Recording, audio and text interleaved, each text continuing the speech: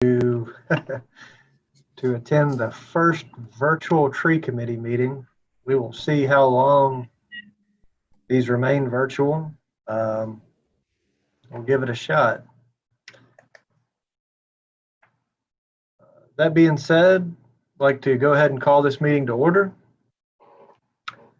And then move right into roll call. I'm Anthony Ladd, and I'm with the City of Kalamazoo Public Services.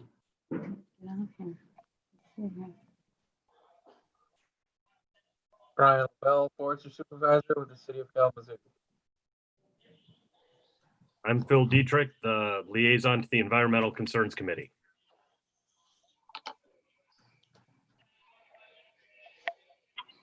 Brian Bogo, Consumers Forestry. Patrick McVeary, Deputy Director of the Parks and Rec Department. Chris Pacho from Parks and Rec Advisory Board. Karen Rutherford, Recording Secretary. Steve Skalski, Assistant City Engineer with the Water Department.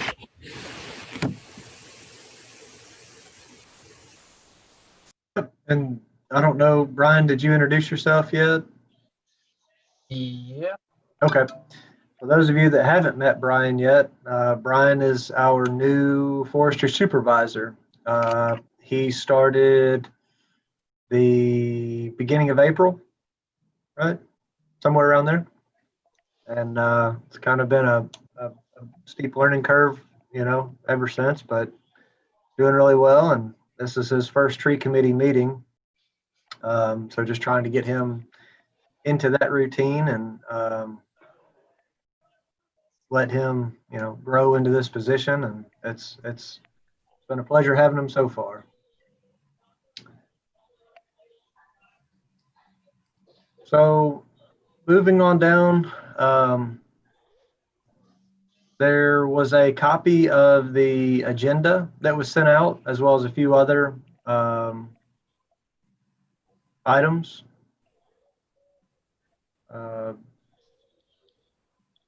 Like to make a movement to adopt the agenda as it's presented. I will make that motion. Second. All right, moving on down the road, we have the approval of the minutes from March 3rd, 2020 was our last official meeting. Does anybody want to make to I approve will that? move to approve those minutes. I have a comment on the minutes, not relevant to whether or not they're approved. There's something I want to say about it after we approve them. I'll second. Okay, so it's approved. Bill, go ahead. What comment did you have for? Two things I wanted to follow up on. Mr. Huff's offer of $5,000. Did we figure out how to take that money? Not yet. Okay. I've had it written down to look into. Really don't want to lose that, kind of motivation. I don't want to ruin that. Part of the thing with that, so we've been having some conversations between our department and CPED, Community Planning and Development, to try to draft some downtown uniform standards for what our right-of-way looks like, and trying to come up with standard details and examples, and trying to come to a consensus on what we want. So it's almost a two-part problem, to where, one, we have to figure out, we have to identify a group that is capable of accepting an offer like that. Okay. And then the second thing is making sure that we're going to effectively spend that money. We're looking at a lot of major changes to our right-of-way, especially downtown. The last thing I want to do is spend that kind of money, of someone else's money, and only to have to move it, or if something were to happen to it in, the next couple of years' time. So I really want to make sure that we do spend that, effectively. Okay. But you are correct, and one of the first thing we need to figure out is who they can go ahead and cut that check to, which will be big in and of itself. So you're it very much appreciated following up on that, and we should just go ahead and plan on bringing it back up at the next tree committee meeting to keep ourselves accountable for that. Okay. All right. Well, thanks for continuing to work on it. Well, thanks for bringing it up, for sure. And the other thing is, I noticed that on the agenda, there's an item carried over from the minutes, and that is the mature sycamore over on Bank Street. And I think when I drove by there a few weeks ago, that sycamore has been removed. So am I thinking about the wrong tree, or are we going to talk about that when that comes up on the agenda? Trying to remember that's the one that was closest to the stop sign, and we were trying to figure out the parking lot design layout, whether or not what was gonna have to happen there. Is that correct? Yeah. Right. Yep. I will follow up on that. We were the ones that cut those trees down. Okay. If we indeed cut that sycamore tree down, that would be not only ironic, but pretty bad. That's not the removals that were discussed or laid out. I knew that we were in a rush to cut those down, or we had a few weeks to cut those down. I mean, those were taken care of, I believe, in March. So if that indeed was what happened, we'll have to discuss that and take necessary action. Right. It's hard to uncut down a tree, though. No, absolutely. Okay. Well, we'll talk about that more, I guess, when it comes up on the agenda in a few minutes. So, Sure. right. That's what I had. Much appreciated. So next we'll move down to new business. There's only one item today, and that is discussing Project Bronco with Consumers Energy. Sam is here today. You out there somewhere, Sam? Yep. Okay. We've had kind of some ongoing conversation over the last few months, as Sam, kind of brought this to our attention well ahead of time, and it's very much appreciated, just based on the size and the scope of work to be done. Karen sent out some more additional documentation today that we received yesterday, and Sam, if you, I really will leave it to you to present, what information that you feel pertinent as part of this request, and then how we intend to move forward, or what steps are Consumers Energy prepared to take in this. Just kind of trying to discuss it. I do realize I've tried to kind of set that understanding that with the size and scope of this and the amount of people involved outside of tree committee, legally and otherwise, it very well might not be something that the tree committee is prepared to make a motion on today. Sam has kind of outlined an August-September timeframe that he would like to do this work. So it does allow us a little bit of a window to have some discussion past this. But it is something that we're really going to have to pay attention to and put some effort into that thought, because it's something that is a lot of work, but also something that they're hoping to do in the very near future. So with that, Sam, I will leave it to you to kind of present and, like I said, discuss whatever you feel is necessary. Sure. I see that there's a tab at the bottom where I could share my screen. And I'm not exactly sure where to begin with this whole project, but I'll rely on Bill and Amy if she is able to jump in and explain anything that's outside of the free stuff. So let me start. Okay, so I tried to share my, said host disabled participant screen sharing. So can you guys put up the map? Oh, Sam, let me give you access to that real quick. We Okay. provided that access to the other Sam Chancellor.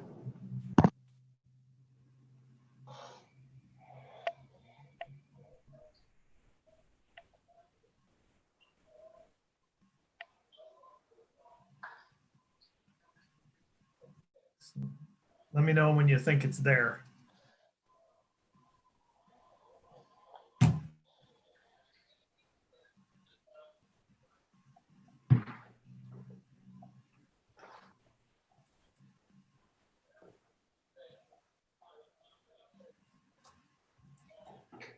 You guys can try it now?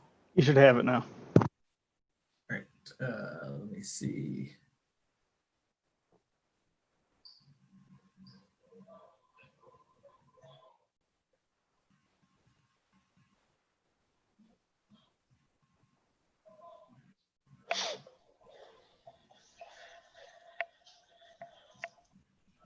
Let me see.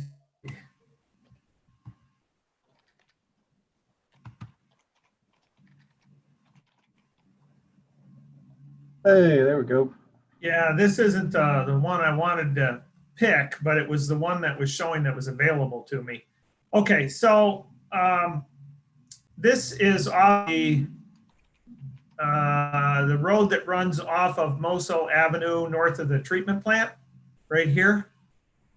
And we're going to be building some new lines coming from our substation, which is on the other side of Riverview Avenue, over here east of the Kalamazoo River. There's going to be two lines, brand new lines that are going to be, whoops, I don't want to do that.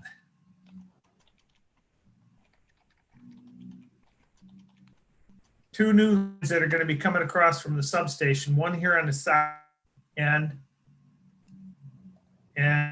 here on the north.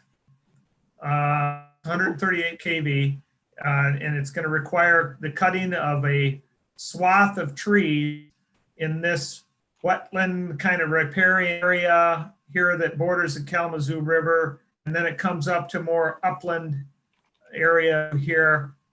It actually, I wonder if I could, let me see if I could find that other. I'm not used to Zoom, so.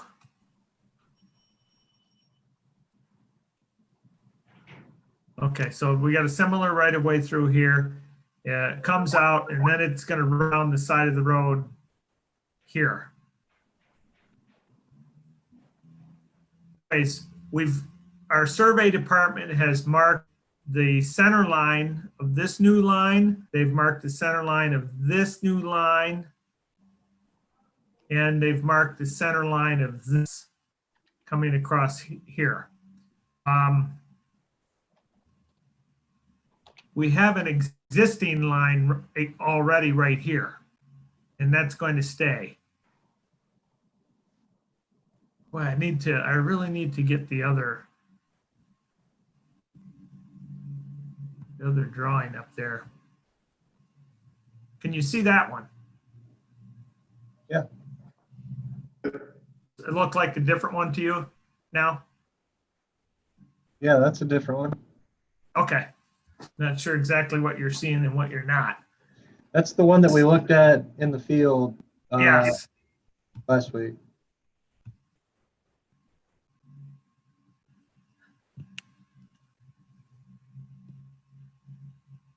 All right, this make it a little easier. Solid red lines are going to be the new line. The green dashed lines and the blue dashed lines are existing. And you might not notice, but this solid red line right here, even though it's solid red, there is an existing line there, and there's just an underlying green dashed line that continues from here. So we're going to rebuild this existing, even though it looks like it's brand new, there's existing. So the brand new lines are going to be here.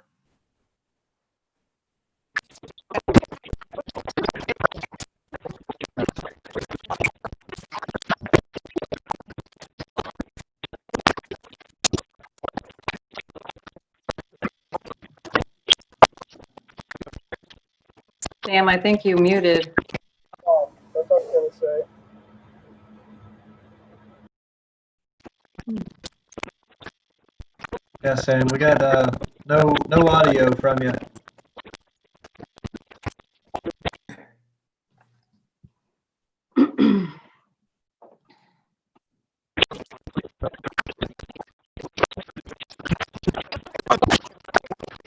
Yes, Amy, thank you. We can.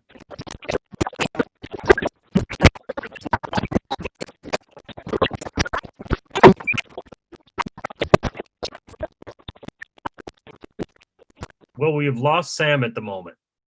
So we're trying to get him back because he's presenting for us.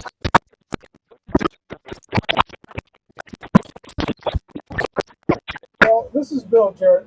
I'll try to step in for Sam. What we're showing is going up and down Harrison Street is an existing 46 line. Our plan is to rebuild that line so it will actually have two circuits on it, a 138 on one side and a 46 on another, and these will be on steel poles. On the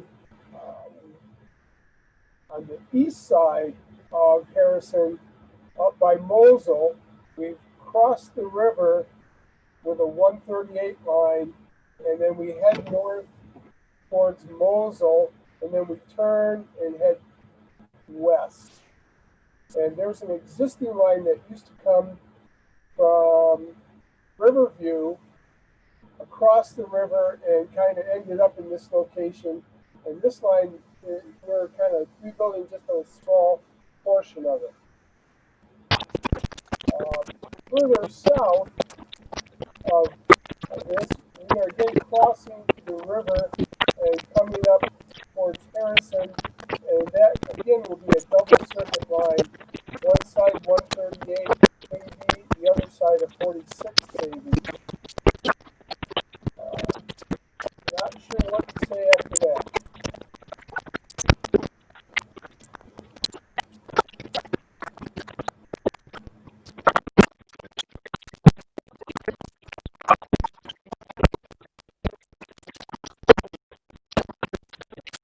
I think I may have missed bits and pieces of that. This is Phil Dietrich speaking. But about this project, I have two main questions. The first is, why are we having two separate crossings of the river and forest? And the other is, why do we have to go up and down both sides of Harrison Street?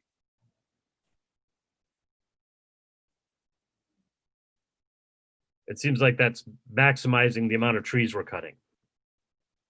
Well, let me see if I can put it this way. There needs to be two feeds into the new substation.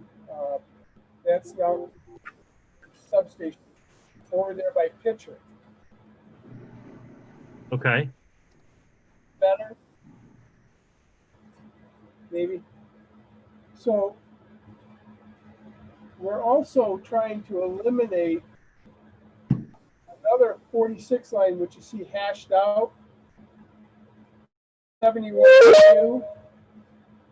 We're trying to get rid of that so that we're not going up and down the river, and we have an opportunity to cross, so we decided we would take both lines across the river and end up at Harrison.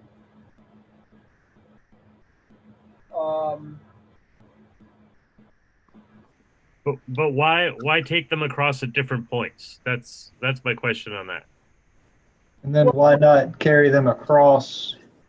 Why do they have to run on both sides of Harrison? Was your other point, Yeah. right? Right. Well, part of it has to do with room, how much room I have. When you're on the west side of Harrison, there are two.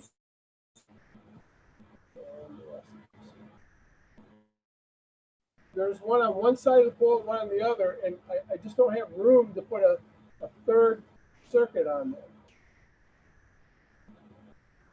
Sam, can you bring, I don't know if you can hear me, Sam, but can you bring that drawing back up? Or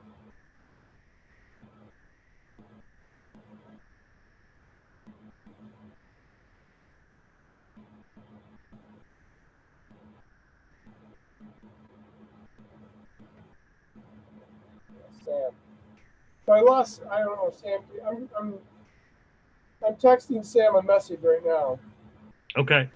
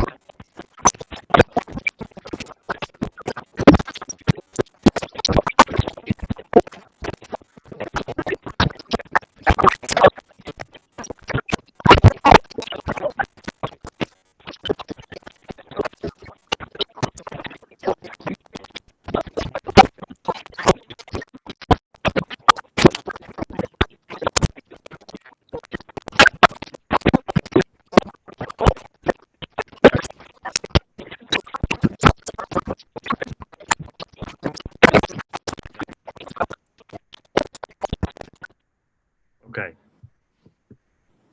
All right. I think I understand.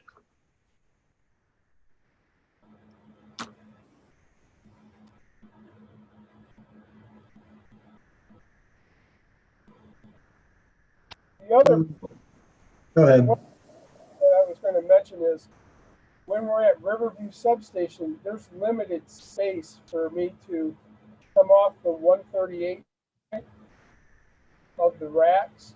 So I only have space on the south side, and I only have space on the north side. So I've already got towers out there. It's just for design wise, it's cleaner to keep the stuff on the south side and not try to cross all those towers that are out there.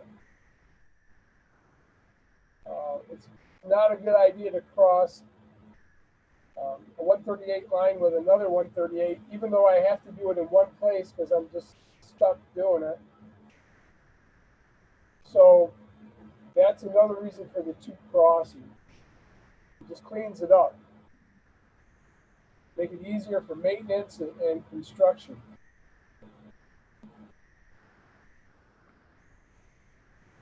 Okay.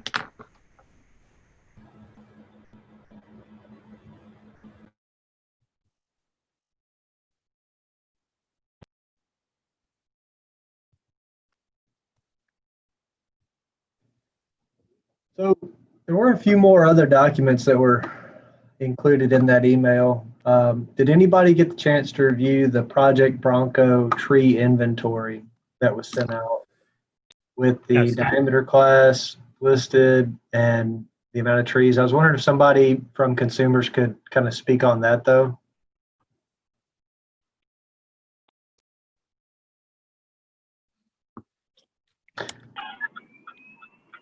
I'll apologize on my part. I've just been so overwhelmed today. I did not look at it. So there's a list here, and there's two columns. I don't know. Are we able to, IT, are we able to swap shared screens back and forth, or?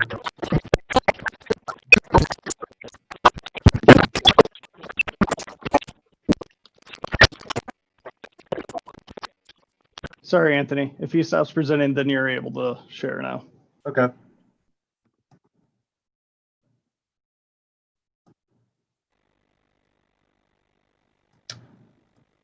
Host disabled participant screen sharing.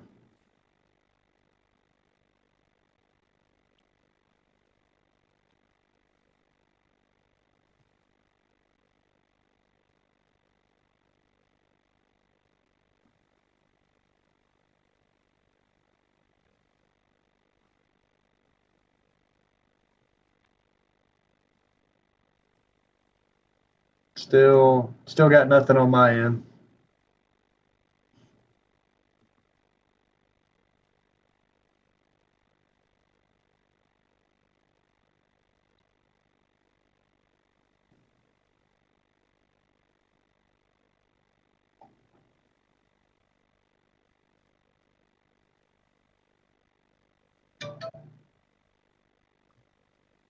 Hello.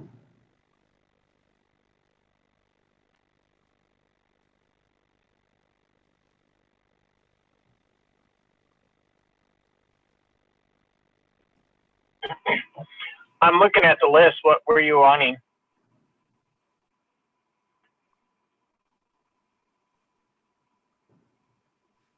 I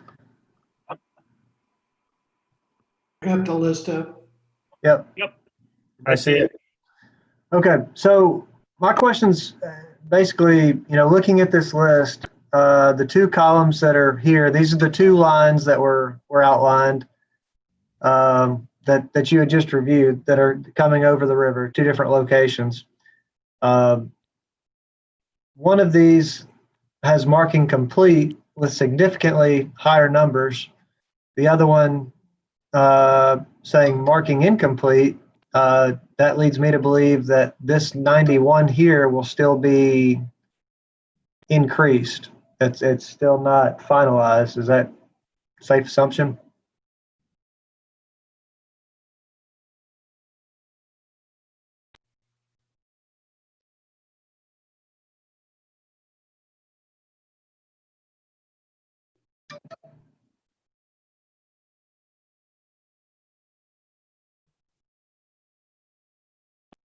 Anybody from consumers can speak on that?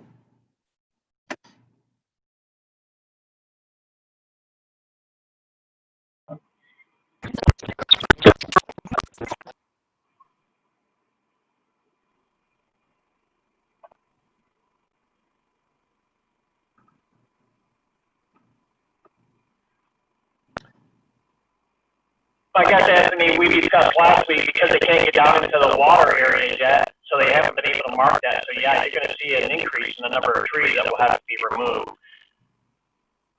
So, and that's kind of a concern that I have. Again, prefacing this meeting with the fact that we very well might not make a decision today. That would need to be something I would think everybody would want finalized before we take it for a vote. And just looking. Go ahead. Can you hear me now? This is Sam. Hey, Sam. We can hear. I don't know what happened or why I could not get back on, but I had to log all the way out and go back in. So I know I caught a little bit of the conversation that Bill had, sharing with you his lines design and some of that. And I didn't get back in until you were into this discussion about the trees. So, yeah, we haven't finished marking all the trees, but you can start to see a little bit of the magnitude of the number of removals out here based on what we have. And I would expect there to be maybe another 300 of these or so. In addition, one would mark these other lines. You said 300 additional? Probably. That's a rough guess. Sure. because I got to do that segment that crosses that on the north side. And we've also got to mark the trees on that south line where it's flooded right now. So we've got nearly 400 now with what we've got marked. So I'm thinking probably 250 more, something like that. A little bit different species mix, and maybe a little bit larger in the size classes because it's more of a mature woodlot down there in that river bottom. Okay. So in addition, What you've got marked in the column for line section AAS, that is those are the trees that are not in the flooded area. Right. Okay. We've got to mark trees in that flooded area on line section 8AS, and we've got to mark the entire portion of line 8AR. That was just staked yesterday. Okay. All right. Everything in that other portion that runs up and down the road, that's completed. Right. Right. Okay. And that looks like it's mostly little stuff. Yeah, it looks like primarily most of it was in the 4 to 10 inch class. Right. Now, just a reminder, this is diameter, right? The diameter. Oh, it says it right there in the column. Okay. Never mind. The diameter. Right. Yep. Okay. and then I know one thing we had talked about last week is trying to, these numbers aren't, as you note below, these numbers aren't broken down by species or, even approximate length. When we're trying to possibly even assess value to them, it makes it very difficult to try to even ballpark a number. Well, like I said, when we were out there last Friday, the appraisal method, the proper appraisal method to assign a value to the trees would be timber value. Sure. And for this type of wood, cottonwood, elm, box elder, ailanthus, hackberry, it's not quality hardwoods. There is some board foot volume out there. So you're going to have mostly pulpwood and then some pallet log size material. And I don't know, I'm speaking to your new forester, Brian, if you have any experience or background in timber appraisal, but that really ought to be the method used for this type of wood. Yeah, I think we discussed that last week, and we were discussing it with Brian, that you base it on the timber value due to that. And unfortunately, the value that you have are lower value trees because it's cottonwood, some elms. Right. A cordwood volume, probably Michigan prices for pulpwood would be $10 to $15 per cord for standing timber. And then for the log, the saw log size material is probably, I would say anywhere from $75 to $125 per 1,000 board feet. And they call it MBF in forestry terms, or per 1,000 board feet. Probably averaging, I would say on an acreage basis, you'd have to scale the trees individually to get the exact board foot volume.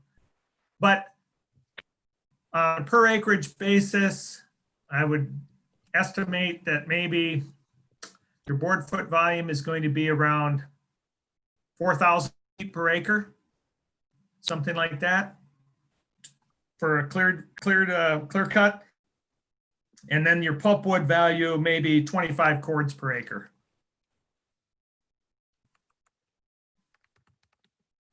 So on an acre basis, 25 cords per acre. If it was 25 cords per acre at $10 a cord, that's $250 per acre for pulpwood value. And your board foot volume, if it was 4,000 board feet per acre times 100, So what is that, $400 per acre? So $650 per acre timber value. I'm just running it through my head real quick. Okay. So, you know, to try and raise these trees on an individual tree by tree basis would not be the way that it would be done traditionally if you were looking at harvesting this timber in a commercial log operation. Sure. Oh, just trying to get all these points out. I know a lot of this we kind of spoke about last week, but for those committee members that were not able to make it last week, just trying to kind of rehash this conversation. Another thing that came up when we were out there discussing it was removal of the trees themselves out of the property versus, chipping what we could versus, letting trees that are down lay where they are if they're able to. That's something else that, we would ideally look for you to present a game plan on that, and then, let us try to either make adjustments as necessary or kind of talk that through with you on trying to understand what exactly you're requesting to do with those trees once they are cut down. I guess my proposal then would be to remove most of the debris from the upland areas. The larger wood, haul that away, and the smaller debris, either mow it and process it on the ground so it's shattered into pieces, or to blow it in the form of chips on the ground on those upland areas. The wetland areas, my proposal would be to windrow the material down in there so we didn't have to haul it out. I'd be concerned about how I could get it out of there. I'm not sure, the conditions would have to be just right in order to get it all out of there. And I'm not familiar enough with that particular repair area of the Kalamazoo River to know whether or not the ground firms up good enough for a long enough period of time in the year to allow that to happen. And so we might end up doing more damage in there trying to get it out than it would be leaving it. Okay. Hey, Sam, when you talk about windrow, would those be like parallel to the clearing, to the right of way, or? Yes. Out? Yep. Okay. I would try as best we could to have that laid in a long row on the edge of the right of way that we would clear. Okay. So just kind of an idea. I mean, with that many small trees, that's going to end up being a pretty high windrow, right? What do you think? Like 6-8 feet? No, I don't think it would be up that high. Okay. I think we could probably get it down lower than that, especially if we lop the branches and things down.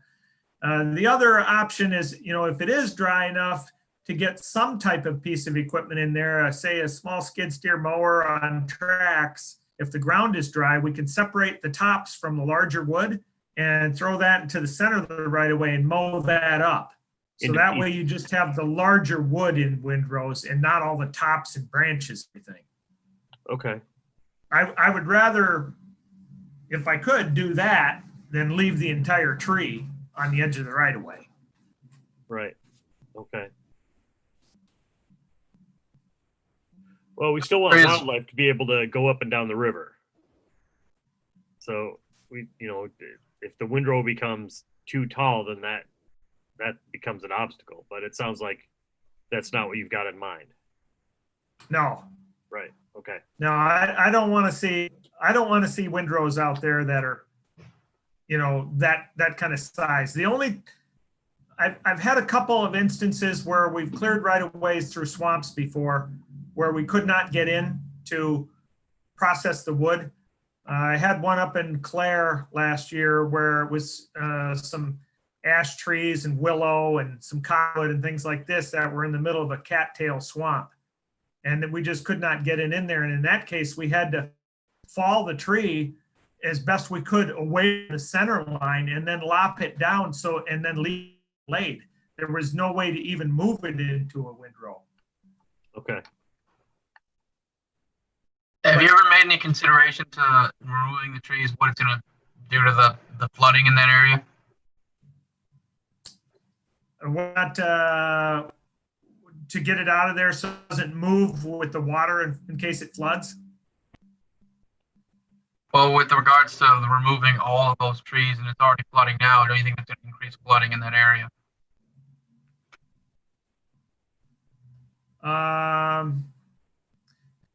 Not sure I'm exactly following you, but are you getting to ask a question about possible erosion control in that Basically, area? it's you see a lot of, right, as we went last week, there was a lot of ponding and such going on, and that might be increased with the removal of all those trees. Oh, I don't know. I don't know whether or not. I would think that once we open that up in there, there's going to be a whole different mix of plant community that comes into that site. You know, right now it's a closed canopy, more woodland, and when we expose that much area to full sunlight, you're going to have a whole lot more species diversity in there in plants.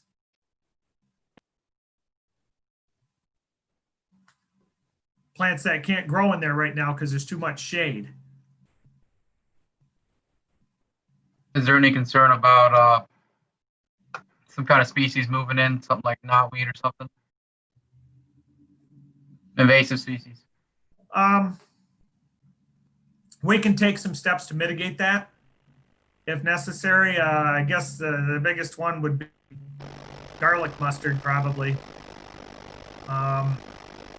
You know, we just have to try and wash off equipment as best we could before we moved in there, or the line crews might have use crane mats that were clean, you know, when they put their crane mat in there.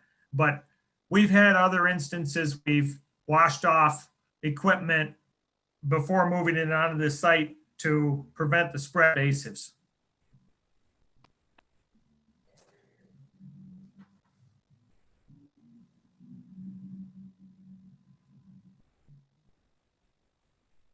Were you able to discuss with Bill Jarrett the new line that we're going to build on the east side of that Harrison Street?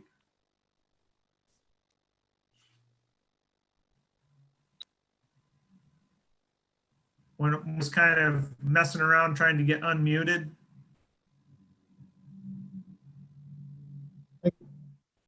That was spoken about a little bit there. Is there more that you wanted to go in depth on with that? Well, I was just curious how the conversation went, because I know you guys had brought that up about why did we want to build a line on that east side of the Harrison when we had one on the west side already? Sure. Phil, do you feel like you got all the information you were looking for with that? Yeah, I feel like I got an answer. Yeah. Okay.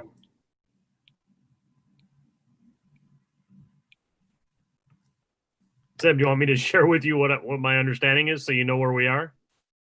Sure, go ahead. Okay. It came down to three main considerations. One is the congestion at the substation on the other side of the river, that it wouldn't be easy to get the two lines to be running together. It's easier to keep the line on the south running on the south and the line on the north running on the north. So there's that. And then there's limits to how much separation or how much you can hang in one right of way, I think is my understanding, and that graphics packaging is hoping for independence in their lines, in the line running to their plant, to minimize disruption if something happens to the other line. I see. And then specifically coming down Harrison, there's not enough room to hang everything you want to hang on the same side of the street. Okay. Did the other people listening, is that sort of what came across? That's what I understood. Okay, good.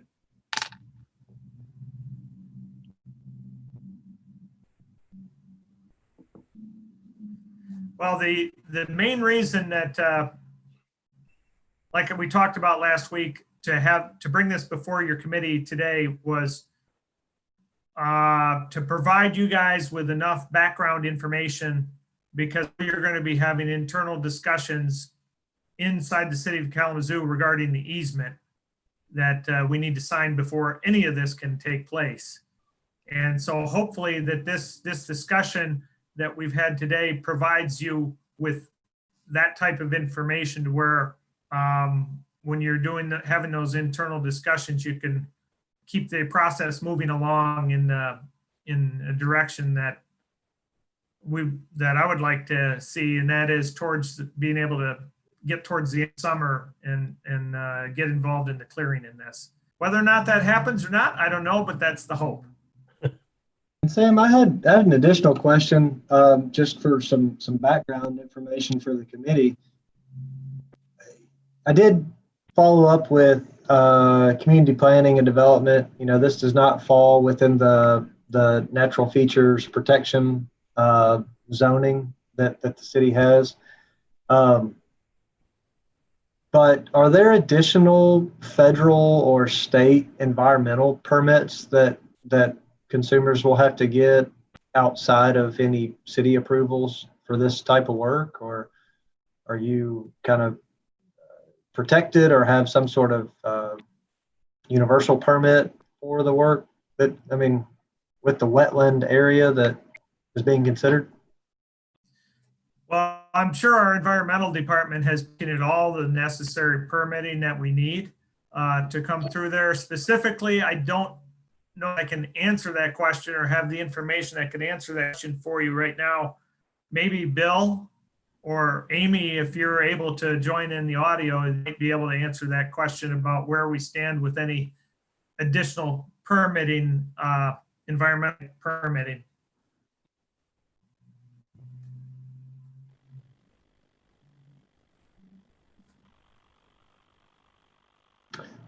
No, I was just curious, just provide background. I'm sure that's something that, I mean, you guys look at and, I mean, take care of, but just curious. There has been none brought to my attention. Does anybody? Go ahead.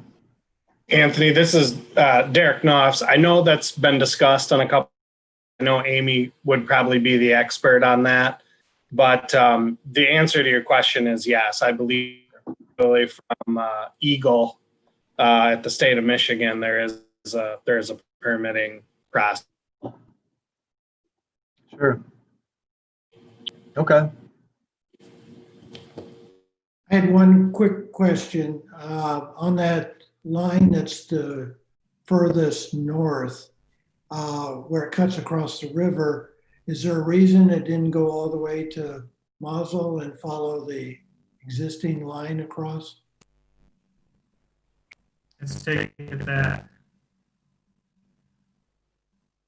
Are you saying, is there a reason we didn't go up to Mausel on the east side of the river and across? Correct. Probably because of the congestion with the existing lines. Okay.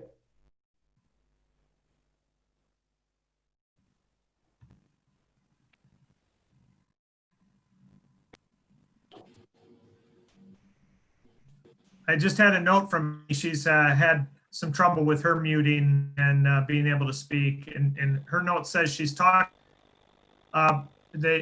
We submitted the permit to Eagle yesterday for the application permit. Great.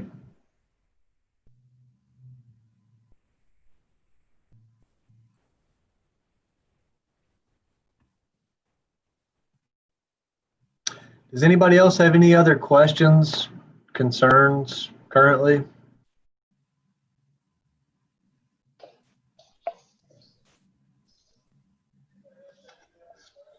Well, I thank you for allowing us to present the information to you today. If anything comes the course of the next couple of weeks or whatever that I can help with, answer questions, get a hold of me and I'll do my best to get you the information that you need. But thanks for your attention. No, thank you, Sam. I know it's a lot of information. Committee members, if there's any additional questions in the meantime, between now and when we're able to get back together, feel free to send Karen or I questions. Sam, if there's any additional information, please pass it on to Karen and I so that we can disperse that information. It is kind of an ongoing conversation, and we do intend to bring this back in front of the committee and hopes that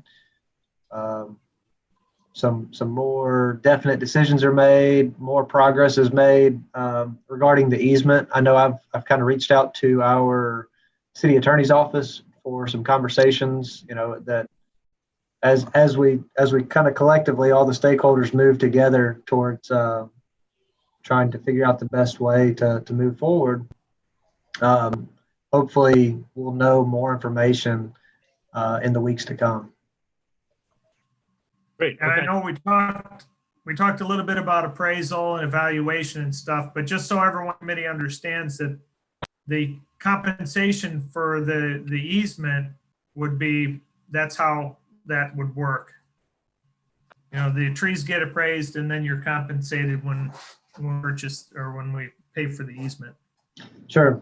That's kind of what I'm referring to, is just making sure that, we, I guess, internally have those conversations to make sure that we're able to put a justifiable amount of money towards,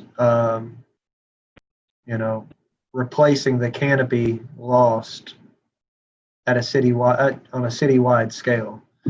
Because that really kind of underlies our entire being, tree health and tree canopy. So that's just trying to keep that in perspective, even if it's a monetary value for the work done. I appreciate it. Again, it's a two-way conversation. We'll keep this moving forward. Committee members, if you have any questions or want to have additional conversations outside of this, or in the meantime between official meetings, let me know. Certainly more than glad to set something up. Thank you. So I guess if there's a motion to be had, I would make the motion that we spend more time looking into this and wait for additional information and revisit this next month.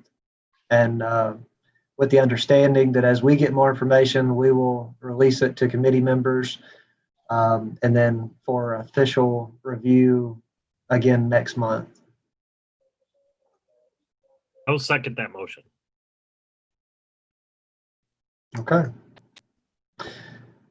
That concludes our new business. Circling back to old business, I guess we can talk about briefly the Bank Street realignment project and the sycamore tree that we had touched on at the beginning of the meeting. What I would like to do, I'd like to propose to do some investigating on my end, seeing how the work was done in-house. We have that ability. Want to go out in the field and verify. We had all agreed and circled those 3 trees, I think it was, that were for removal. They were right there in a line. Pretty positive. I still had that document. So if that is the case and that tree is removed, so you made a pass through there and just saw that it was no longer standing, the tree that we were I believe, looking to save? I believe so. I believe that sycamore was gone. Now, Okay. Yeah, know what it's gone. it is gone. Okay. Patrick, do you know if there was additional conversation from Ryan about the design aspects of that tree? If it was determined there was no way did that get passed without us knowing? Or I don't know. My last conversation after our last meeting, and that was brought up, was I spoke to Rachel from OCBA about the actual layout of the farmers market plan and where that tree stood. And she was under the impression that it was still being looked at. She said there was no way for them to alter the plan of kind of working around that tree because it was taking up some infrastructure Sure. as far as the parking and whatnot. But she knew about the tree, and at that time it was still standing. And then, like Phil brought up, I noticed it probably about 3 weeks ago that it was no longer there. So I'm not sure how it got through or what happened, but okay. Yeah, I'm not trying to defer on you, Phil, but we're not going anywhere. I want to do some more information digging on our end to kind of fully vet what exactly happened, and then probably make a proposal on how to move forward. And I don't know if if that's going to require revisiting the site plan with the consultant to try to put something on site. Just try to see what some options are flexibility wise. I want to come prepared with some options if indeed, as it appears, that tree is gone. Okay, I appreciate that.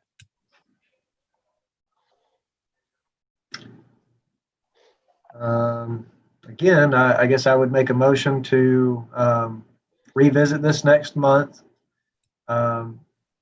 with the intentions of making a proposal if the tree is gone, trying to find out more information of what exactly happened, and then try to, in the meantime, find a way, get with the consultant to find some sort of equitable solution on site, and then if not on site, near site, because we do have a significant amount of right of way there and the ability to probably make something work. Okay. All right. I'll second that. All right.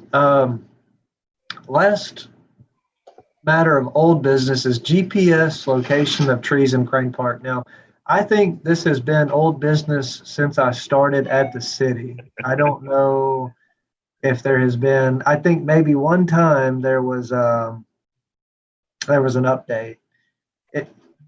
Is that officially, been postponed until further notice, or is that something that we still have motivation to maybe pick back up? What does anybody have any kind of insight on that?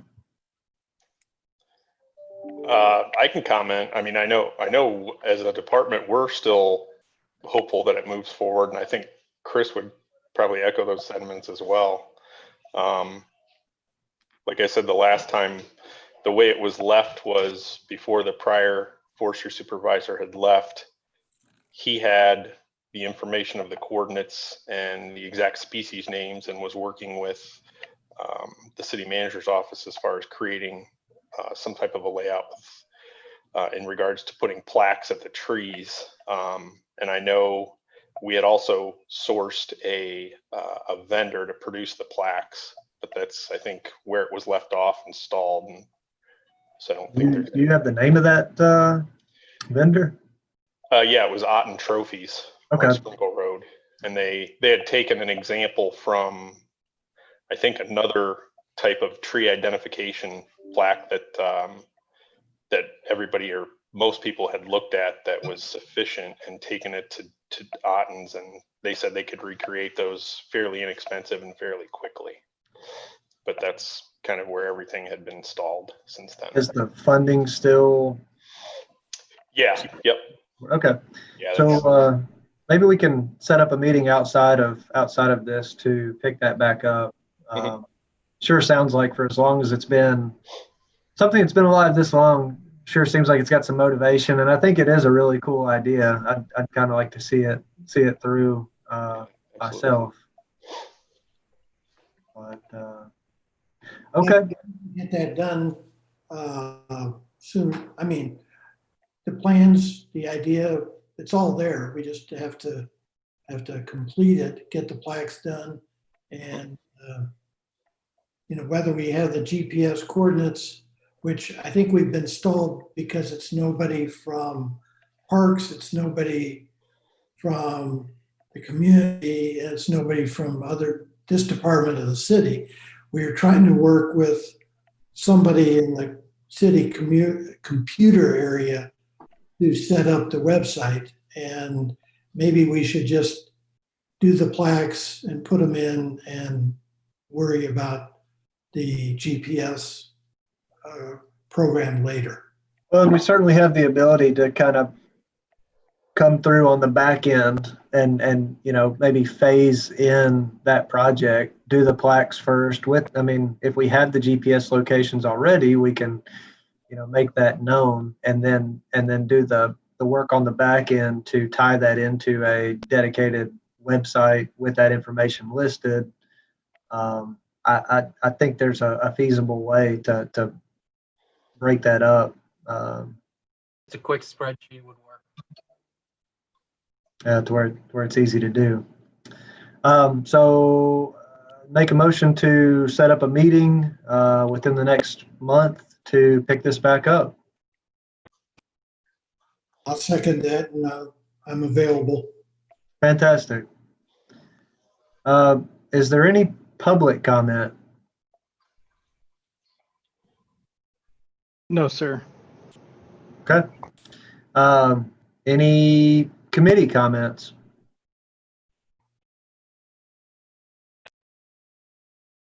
No. Okay. Oh, Patrick? No, I was just saying no. Sorry. Your screen lit up, so I didn't know. I was hopeful. Okay. Well, I really appreciate everybody's time, and thanks for setting up this meeting today. We got some big decisions to make in front of us, but again, like we talked about earlier this year, that's why we're here, is to have thoughtful conversation, to not just be a rubber stamp committee, to really consider the work that's being done, and to ultimately best manage our urban forest and grow our city's tree canopy. So I appreciate everybody's time and look forward to meeting again next month. Thank you. Hey, thanks, Anthony. This meeting is adjourned. Thank you. Thanks, guys. Bye, guys. Take care.